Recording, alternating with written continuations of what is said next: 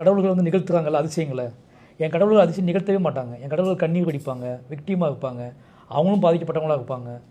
அப்போ கடவுளோட இன்னொரு பெர்ஸ்பெக்டிவை காட்டுறதுக்காக நான் கடவுளை தொடர்ந்து பாடிட்டு இருக்கேன். கடவுளுங்கிறவங்க பெரிய என்ன சொல்கிறது, நமக்கு அந்நியமான வானளாவிய உயரத்தில் வந்து இறங்கி வந்து நின்று உங்களுக்காக சிங்கமாவோ புலியாவோ இறங்கி வந்து கடித்து கொதறி எல்லாத்தையும் கொன்று கொடுத்து வச்சு உன்னை காப்பாற்றி போவா, அப்படி கடவுள் கிடையவே கிடையாது. கண்டிப்பாக நான் அந்த கடவுள் தான் இல்லைன்னு சொல்கிறேன். விக்டிமா சாட்சியாக எவிடன்ஸாக இருக்கக்கூடிய கடவுள்கள் நிறைய இருக்காங்க, என் ஊர்லலாம் இருக்காங்க. இதுதாங்க இப்போ மாரி செல்வராஜ் பேசுனாங்க இல்லையா, அந்த மாதிரி தான் நம்மளை குழப்பி ஈஸியாக மதம் மாற்றுவதற்கோ அல்லது இன்றைக்கு மற்ற மொழியை சேர்ந்தவர்கள் இந்த நாட்டை ஆள்வதற்கோ செய்கின்ற வேலை. இப்போ சொன்னால் பார்த்தீங்களா, நான் வந்து இங்கே கரண்ட் இருந்த விஷயத்தை பற்றி பேசுகிறேன். இங்கே சாமி வந்து வானத்துலேருந்து வரல, சிங்கமாக வரல, புலியாக வந்து அவங்கள காப்பாற்றலை, அந்தந்த இடத்துல எனக்கு அந்த நிகழ்வு அவங்கள அடையாளப்படுத்த சொன்னாங்க பார்த்தியா. இது எல்லாமே ஒரு மடை மாற்றக்கூடிய ஒரு விஷயந்தான்.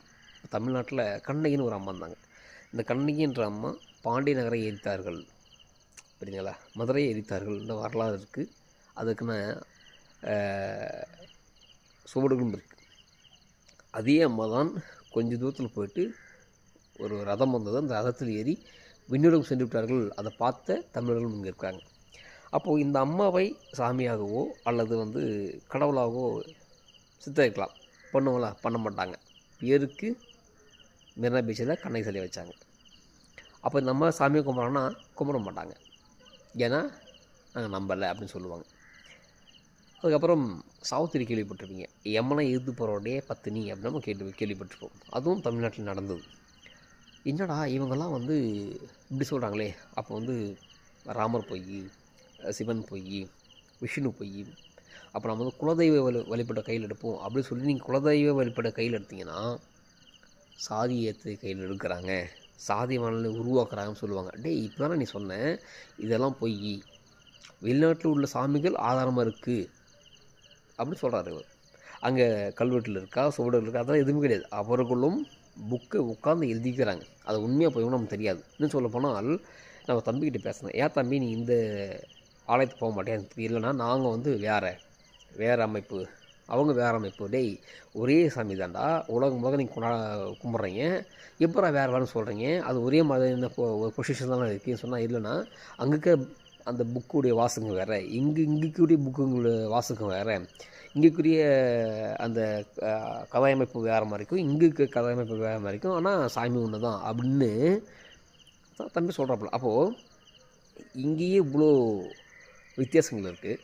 இதெல்லாம் நம்பக்கூடிய மாரி செல்வராஜ் அவர்கள், அரபு தேசத்துலேருந்து வந்த கடவுளெல்லாம் நம்பக்கூடிய மாரி செல்வராஜ் அவர்கள் இந்தியாவில் தமிழ்நாட்டில் மலை மீது இருக்கிற முருகன் நம்ப மாட்டேன்றாப்புல. அவர் ஒரு மனிதன் அப்படின்னு சொல்கிறாப்புல. இது ஏன் சொல்ல வரான்னா, உங்களை தெளிவுபடுத்துவதோ உங்களை வந்து தூய்மைப்படுத்தும் நோக்கெல்லாம் கிடையாது. இவங்க அழகாக மதம் மாற்றுவது. இப்போது மாரி செல்வராஜ் பார்த்திங்கன்னா மாமனம் படம் ஏற்றாரு. அது எங்கே நடந்தது? தென்தமிழ் நடந்த ஒரு விஷயத்தை கொண்டு வந்து எங்கே காமிக்கிறார்? சேலத்தில் வடதமிழில் காமிக்கிறார். அதே மாதிரி சர்பேட்டை பரம்பரையில் எம்ஜிஆர் வேஷம் போட்டு பிறை கலைஞர் கடுமையாக முட்டி போட்டு காமிச்ச எவ்வளோ தைரியத்தை கொண்ட இந்த ரஞ்சித் அவர்கள் அதே படத்தில் பசுபதி அவர்கள் கலைஞர் பக்கம் இருந்தார், திமுக பக்கம் இருந்தார், எமர்ஜென்சி பற்றி பேசுகிறாரு, இதெல்லாம் தைரியமாக காமிச்ச இதே ரஞ்சித் அவர்கள் மாஞ்சோலை படுகொலை யார் ஆட்சியில் நடந்தது, எப்போ நடந்தது, அந்த மாஞ்சோலை படுகொலையை வந்து கேஸ் நடத்தக்கூடாது அப்படி சொல்லி நீர்த்து போக வைத்து யார் அப்படின்னு சொல்லிட்டு அதிகாரத்தில் யாருன்னு சொல்லிட்டு ரஞ்சித்தால் சொல்ல முடியுமா? கீழ்வெண்ணி படுகொலை, இந்த கீழ்வெண்ணி படுகொலை எங்கே நடந்தது, எப்படி நடந்தது, அதற்கு யார் காரணம், அப்பொழுதும் யார் ஆட்சி அப்படி சொல்லிட்டு இந்த ரஞ்சித் அவர்களை மாநில இடத்த மாறி சொல்கிறத காட்ட முடியுமா? ஏன்னா இங்கே சேலத்தில் வந்து உதயநிதி ஸ்டாலினை கொண்டு வந்து நடிக்க வச்சார், புரட்சியாக காமிச்சார். ஏன்னா அங்கே கவுண்டர்லாம் வரும், கவுண்டர்லாம் தான் ரெண்டு விஷயம் வரும், கொங்குவேல் கவுண்டர் இல்லைனா வன்னிய கவுண்டர், இவங்களை வந்து காமிச்சிருப்பாங்க. இந்த பக்கம் பார்த்தோன்னா சரப்பட்ட பரம்பரை என்பது வண்டிகளுடைய வரலாறு, அதையே ஒரு மாற்றி வச்சுக்கிறார். சரி, இதெல்லாம் காமிச்ச இதே ரஞ்சித் அவர்கள் இந்த மாஞ்சோலை படுகொலைக்கு யார் காரணம், இந்த வெண்ணி படுகொலைக்கு யார் காரணம், இது படையெடுப்பாங்களா? சரி, அதெல்லாம் நமக்கு தேவையில்லைங்க. இன்றைக்கி நிகழ்காலத்தில் வேங்க வயலில் மலம் கலந்தாங்க. யார் ஆட்சியில்? அது ஏன் 3 வருஷம் கண்டுபிடிக்க முடியல? ஒரு கொலையை உடனே கண்டுபிடிச்சி, இப்போ ஆம்ஸ்ட்ராங் கொலை இருக்குது, அந்த ஆம்ஸ்ட்ராங் கொலையை கண்டுபிடிச்சி இவர் தான் கொலைன்னு சொல்லிட்டு மெயின் ரவுடிகளை என்கூட சுட்டு தள்ளிட்டாங்க. நீங்கள் மற்றவங்க சுட்டு தந்தாலும் ஒரு பயம் வரும். ஆனால் மெயின் ரவுடிகளை சுட்டு கொண்டதுனால உண்மை அவங்களோட சேர்த்து புதஞ்சு போடும். அதனால் அவங்க கொண்டாங்க. இதெல்லாம் செய்து வந்த காவல்துறை கேவலம் ஒரு மலம் கலந்து யாருன்னு கண்டுபிடிக்க முடியாமல் அதுக்கு டிஎன்ஏ டெஸ்ட்லாம் எடுத்து அதுக்கப்புறம் அங்கே போயிட்டு கோயிலுக்குள்ள நுழையில வெளியே நுழைன்னு சொல்லி அதெல்லாம் டேக் டெசிஷன் பண்ணி அப்படியே 3 வருஷம் கழித்து அந்த பழி யார் மேல் போட்டாங்க?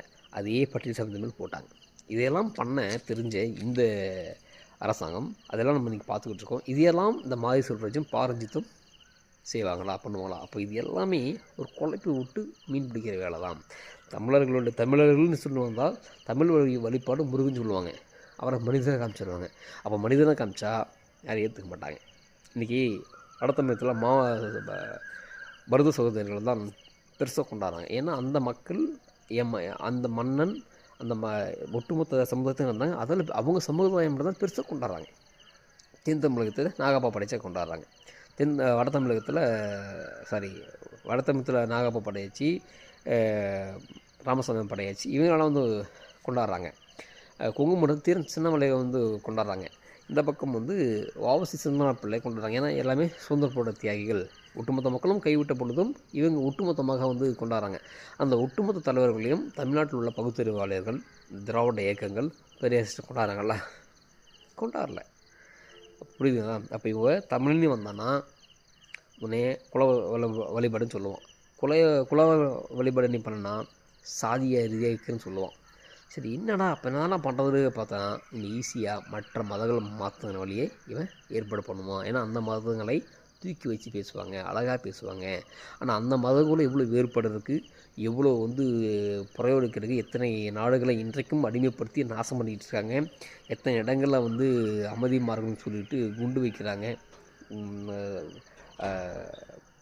மக்கள் கொள்கிறாங்க. அதை பற்றி பேசவே மாட்டாங்க. அப்போது உன் மதத்தையும் உன் வழிபாட்டையும் இழிவுபடுத்துவாங்க, அசிங்கப்படுத்துவாங்க. நன்றி, வணக்கம்.